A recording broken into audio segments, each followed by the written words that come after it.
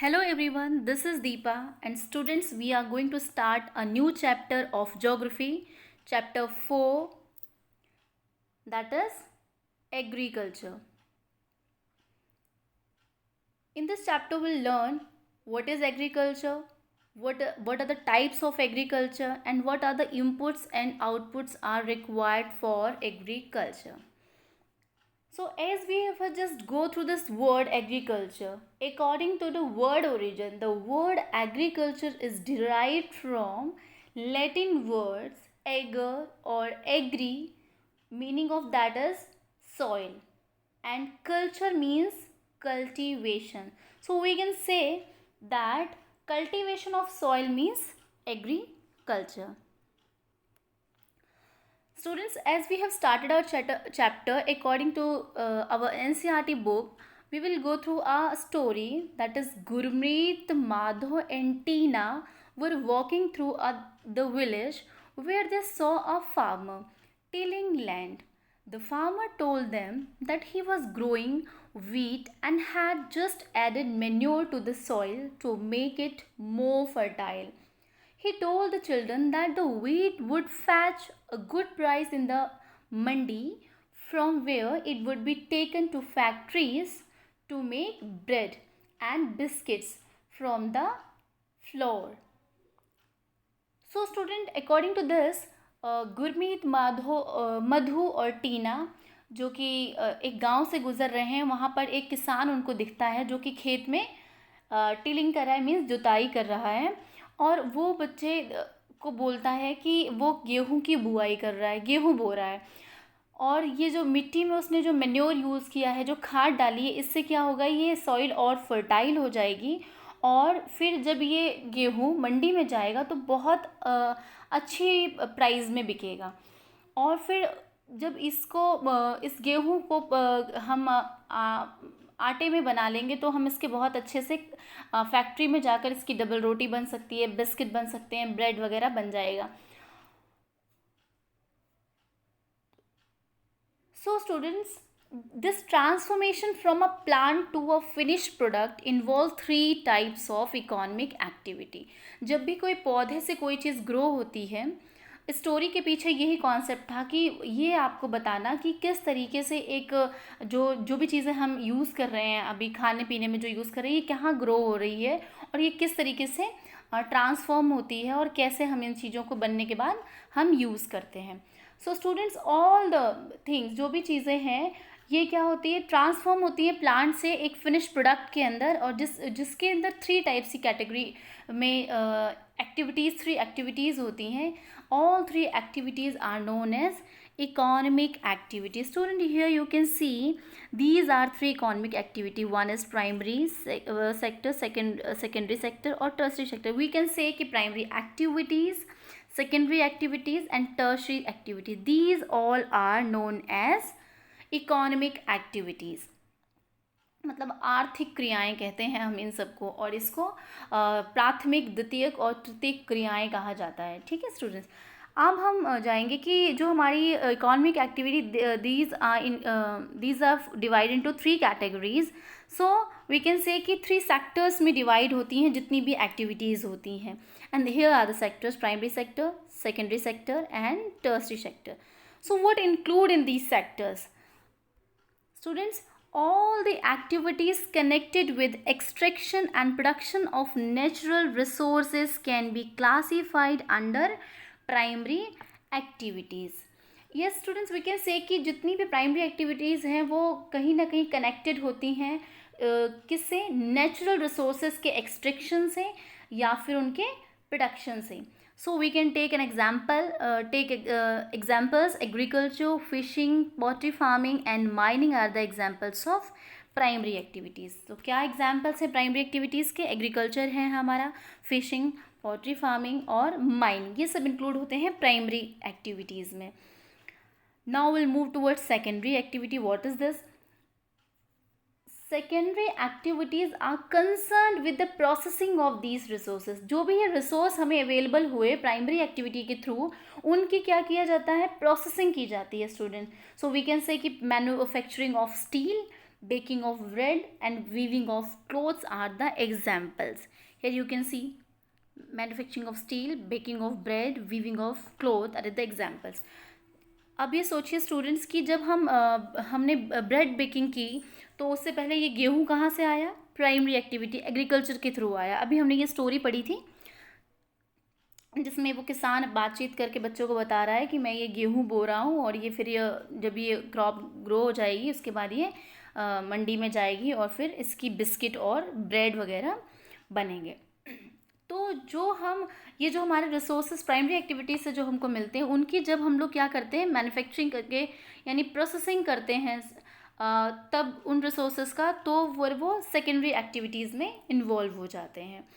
ऐसे ही हम अगर बात करें वीविंग ऑफ क्लॉथ तो कॉटन वगैरह ग्रो किया जाता है. बहुत सारी जैसे कि जो हमारा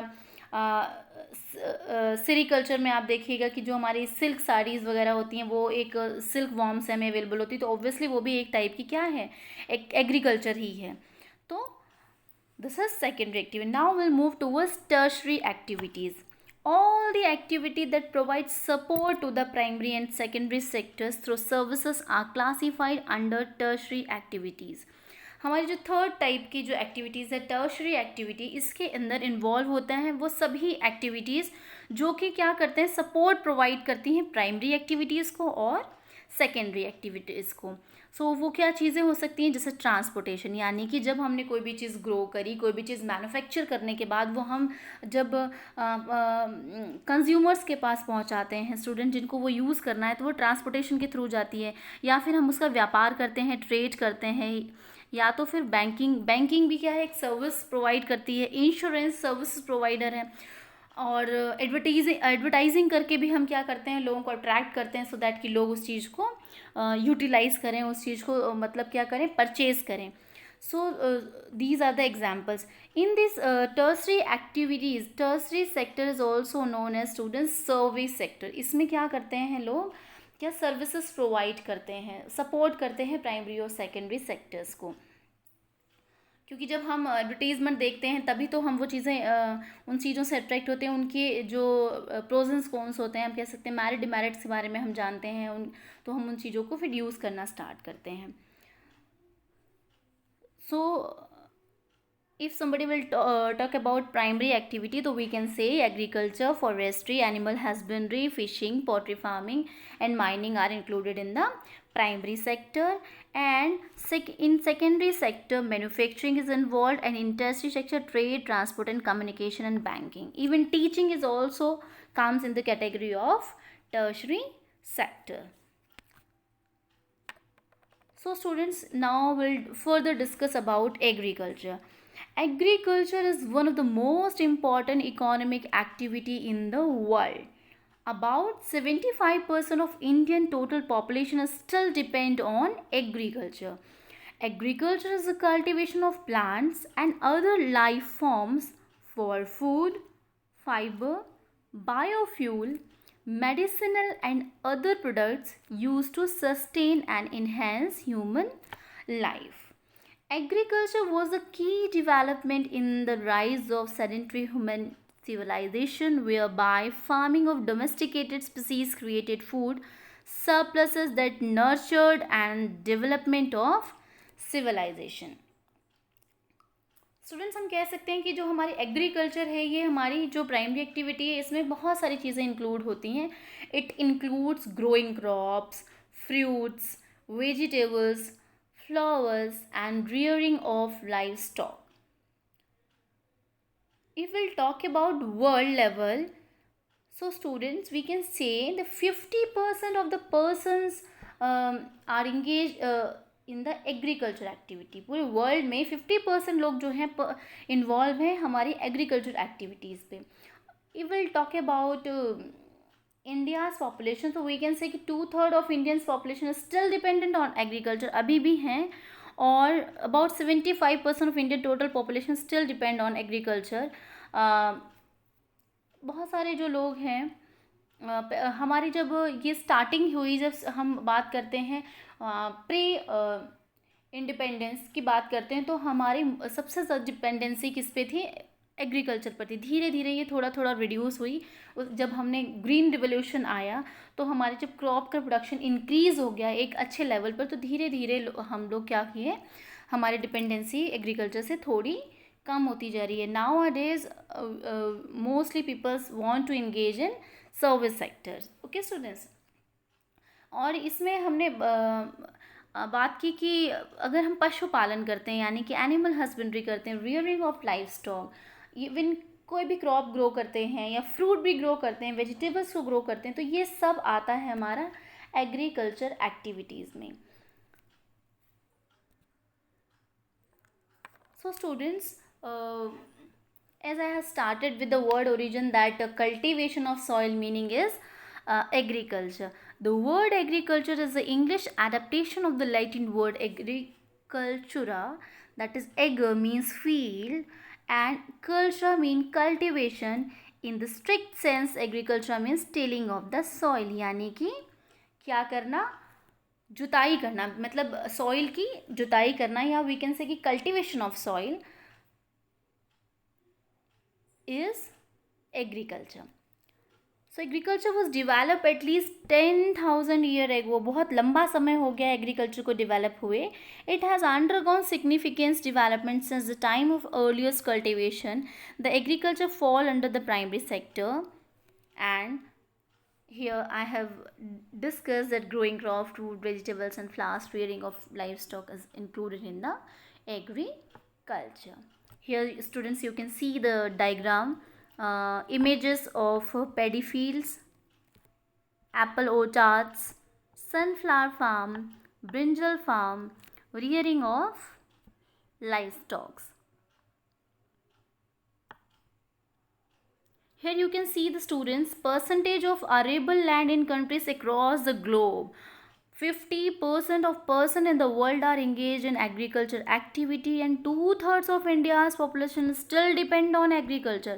हमारे देश की तो 2/3 जनसंख्या किस पर डिपेंड करती है, एग्रीकल्चर पर। और जो हमारा 50% ऑफ द पर्सन है वर्ल्ड के, वो इंगेज हैं एग्रीकल्चर एक्टिविटीज़ में। हियर यू कैन सी ये जो ये डिफरेंट डिफरेंट कलर से जो शो कर रहा है, it means they were showing कि यहाँ पर एग्रीकल्चर सबसे ज़्यादा होती है। तो स्टूडेंट्स वी कैन से कि 40+ यानी 40% से अबव लोग, जहाँ पर 2/3 वी कैन से हम लोग 2/3 से अबव हम लोग हैं। तो देखो हम एग्रीकल्चर पे कितना डिपेंड हैं। इसके पीछे बहुत सारे रीजन्स हैं। Further will discuss about this reason. Here the word is arable land, may be it will be complicated for you. So meaning of arable land is the land on which the crops are grown is known as arable land.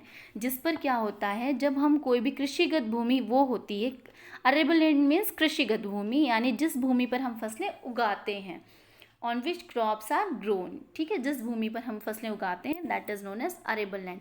तो ये आप देख सकते हैं कि कुछ ये different colour से शो कर रहे हैं। तो ये जो पर्पल कलर का है ये 40%, 2/3 पॉपुलेशन यहाँ इन्वॉल्व है। और उससे नीचे जो है हम देख सकते हैं इधर तो 35% पॉपुलेशन इन्वॉल्व है एक्टिव प्राइमरी सेक्टर में।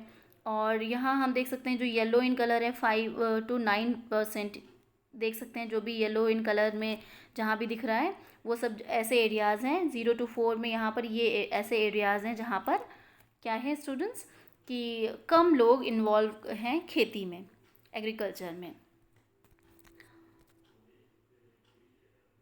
It's world distribution of arable land. Now move towards meaning of arable land and its explanation. The right type of soil and climate are vital for any kind of agricultural activity.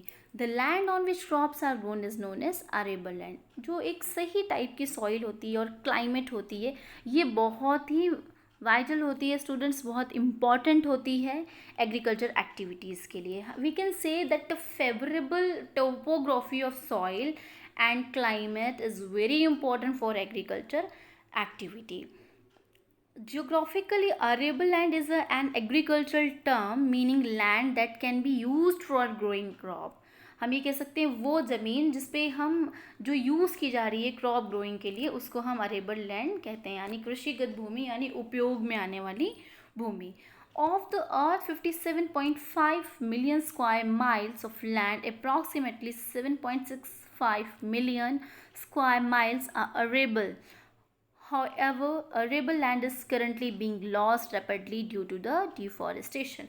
और ये धीरे धीरे students, ये क्या हो रही है, जो हमारी अरेबल लैंड है ये डिक्रीज़ होती जा रही है, लॉस्ट होती जा रही है बहुत तेज़ी से डिफॉरेस्टेशन की वजह से.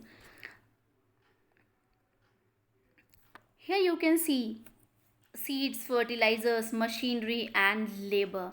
So student, what is this? Whenever we're talking about the agriculture na, so this is a system. Agriculture or farming can be looked at as a system, that is farm system. The important inputs are, वो inputs जो हमको apply करने होते हैं students, जो हमें लगाने पड़ते हैं, इनपुट करना पड़ता है. जैसे हम देखते हैं कि कोई भी काम होता है तो उसमें कुछ इनपुट देना पड़ता है, फिर प्रोसेसिंग होती है और फिर हमें उस चीज़ का कुछ आउटपुट मिलता है. So students, here you can see that these all are inputs and these all are included in the processing जो हम बीच में कर रहे हैं, और ये है हमारा output. So students, the important inputs are seeds, fertilizers, machinery and labor. And what are the processing? अब हम प्रोसेस क्या चीज़ कर रहे हैं, प्रोसेसेस क्या क्या प्रोसेसेस इन्वॉल्व हो रहे हैं ताकि हमको वो आउटपुट मिले, क्रॉप मिले. तो स्टूडेंट्स, ये है हमारे प्रोसेसिंग में हमें क्या करना पड़ता है, प्लोइंग करनी पड़ती है, सोइंग करनी पड़ती है, इरिगेशन करना पड़ता है, हार्वेस्टिंग करनी पड़ती है. यानी कि हम लोग क्या करते हैं स्टूडेंट्स, पहले तो हम जा कर के खेतों में जुताई करते हैं और उसमें सोइंग करते हैं यानी कि बुआई करते हैं, और इरिगेशन सिंचाई करनी पड़ती है, हमें पानी वगैरह देना पड़ता है, और फिर उसको निराई की जाती है और कटाई की जाती है. Here we can include weeding also, irrigation, weeding and harvesting. आपको पता है वीडिंग में क्या होता है, जो बेकार की चीज़ें होती है, जो यूज़फुल नहीं होते हैं, वो ग्रास वगैरह जो आसपास बेकार की घास उग जाती है, हम उसको निकाल देते हैं. एंड फिर हम क्या करते हैं, हार्वेस्टिंग. फिर हम उसको कटाई करते हैं अपनी फसल की. अब जो प्रोडक्ट मिलता है वो हमें क्या मिलता है, क्रॉप मिलती है. अगर वो हम क्या कर रहे हैं, रियरिंग ऑफ लाइफ स्टॉक कर रहे हैं तो हमें वूल मिलता है. एनिमल हस्बेंड्री करते हैं तो हमें मिल्क भी मिलता है. Here we can see egg, poultry farming से हमको ये सारे वो प्रोडक्ट्स हैं, crop, wool, dairy products, poultry products, जो कि हमें एज अ आउटपुट मिलते हैं. तो ये एक पूरा एक फार्म सिस्टम है जिसमें हमने seeds, fertilizers, machinery, labour, input लगाया, जिसमें प्रोसेसिंग हुई, प्लोइंग हुई, सोइंग हुई, इरिगेशन हुई, हार्वेस्टिंग, वीडिंग, ये प्रोसेस हुए, और फिर ये हमारे आउटपुट्स हैं. Here I have written for you. So have a look here. Agriculture or farming can be called a system. Now let us look at input. These are the inputs: seeds, fertilizer, machinery and labor. And these are the work which we have to do as processing, plowing, sowing, irrigation, weeding, harvesting. And these are the outputs. Output में हमें क्या, crop मिली, वूल मिली, rearing life stock से, dairy products यानी कि dairy farm से मिली, poultry products poultry farm से मिली. यानी कि ये हमारे पोल्ट्री प्रोडक्ट्स में हमें क्या मिल रहा है, एग. डेयरी प्रोडक्ट्स में हमें क्या मिला, मिल्क और वुल. शिप रियरिंग करते हैं जो लोग, उनको वुल अवेलेबल होती है. Now student will move towards kinds of cultivation. Do you know कि एग्रीकल्चर हमारा कई टाइप का होता है, डिफरेंट टाइप्स के एग्रीकल्चर होते हैं. First of all will go through that what is agriculture. Here is a diagram you can C. This is agriculture is the science and art of cultivation on the soil, raising crop and rearing life stock. Students, हम कह सकते हैं ये एक तरीके से विज्ञान भी है और कला भी है कि जब हम सॉइल की जुताई करते हैं, फसल उसमें क्रॉप ग्रो करते हैं, कल्टीवेशन ऑन द सॉइल करते हैं, और रियरिंग लाइफ स्टॉक, ये सब चीज़ें जो हमारी हैं वो हमारी क्या कहलाती हैं, खेती कहलाती हैं. इसको हम फार्मिंग भी बोल सकते हैं. अब ये एग्रीकल्चर कई टाइप्स का होता है. Sericulture. Now will move towards sericulture. What is sericulture? Commercial rearing of silkworm. Rearing of silkworm to extract silk. Silk को एक्सट्रैक्ट लेने के लिए हमें क्या करना पड़ता है? सिल्क वॉर्म की रियरिंग करनी पड़ती है. इस commercial rearing. When ever you will go through the word commercial ना, तो स्टूडेंट्स आपके माइंड में ये चीज़ क्लिक करनी चाहिए कि जिसका मोटिव बेनिफिट हो. कमर्शियल यानी कि बहुत पैसे कमाने से इंक्लूडेड रिलेटेड होता है. इट में supplement the income of farmers. जब भी फार्मर्स ये करेंगे तो एक तरीके से ये फार्मर्स की इनकम के लिए एक सप्लीमेंट हो सकती है. नाउ विल मूव टूवर्ड्स ये सिल्क वॉर्म की किस तरीके से सिल्क वॉर्म ये सिल्क ग्रो करता है. ये सब आपने साइंस में पढ़ा भी होगा. Now move towards next culture, that is pisciculture. So student, what is pisciculture? Breeding and rearing of fish. Pisciculture और fish कितना नेम भी मैच करता है ना. Breeding of fish in specially concentrated tanks and ponds. हम जब मछली पालन करते हैं, चाहे वो हम पॉन्ड में करें चाहे वो टैंक में करें, हम किसी भी जगह पर, तो उसको हम पिसीकल्चर बोलते हैं. यानी कि मत्स्य पालन को हम लोग पिसीकल्चर बोलते हैं. ये भी काइंड ऑफ कल्टिवेशन है. Now move towards viticulture. So what is viticulture? Cultivation of grapes. जब हम अंगूर की खेती करते हैं उसको हम विटीकल्चर बोलते हैं. Now what is horticulture? This is the fifth type of culture we can say. Growing vegetables, flowers and fruits for commercial use. जब हम कमर्शियल पर्पसेस के लिए हम वेजिटेबल ग्रो करते हैं, फ्लावर्स ग्रो करते हैं, फ्रूट्स, तो ये इंक्लूड होता है हमारा हॉर्टिकल्चर में. Here you can see the diagram students. So this I have told you. I hope you will be able to understand the things, kinds of cultivation. This is very important. Please go through this, and in my next video you will learn about types of farming and classification of farming, you can say. Thank you very much students for the patience hearing.